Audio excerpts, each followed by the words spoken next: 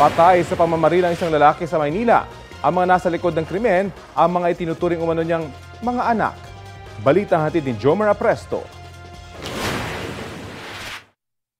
3 tama ng bala ang pumatay sa biktimang si Walter Delmo sa Baseco Compound sa Maynila madaling araw nitong Martes. Ayon sa pulisya, naalarma ang mga pulis na nagpapatrolya nang umalingaw-ngaw ang sunod-sunod na putok ng baril sa bahagi ng Aplaya Sector 1. Ang 51 anyos na biktima, pinagplanuhan umanong patayin ng 2 lalaki na itinuturing niyang mga anak. Sa tulong ng isang testigo, nahuli ang gunman at ang itinuturong utak sa krimen. Hindi na na-recover ang baril na ginamit sa pagpatay. Sabi ng live-in partner ng biktima sa mga pulis, nagkaroon ng sama ng loob ang mga sospek sa biktima. Nagkunwari pa raw ang dalawa na hihingi ng tawad sa kanyang kinakasama noong araw na mangyari ang pamamaril. Kaya sila pumunta. Pero kung titignan nyo, madaling araw, 2 katao pupunta sa na alam mo naman may alitan din kayo.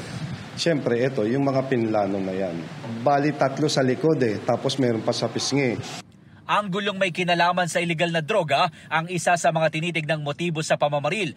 Tinitignan din ng pulisya ang posibilidad na may malalim na galit ang itinuturong mastermind at kinontrata ang nagsilbi raw gunman kapalit ng droga.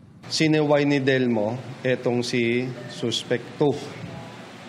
Dahil nangunguha ng mga barya doon sa mga computer shop doon. Nagkaroon ng sama ng loob kasi napahiya yung etong si Suspekto doon sa sinabi. Maaring maraming tao nung sinabi yon. Hawak na ng homicide section ng MPD ang 2 sospek. Ewan po, siya po yata yung kasama ko po. Hindi ko pa alam sa kanya kung ano po yung pinagawa nila.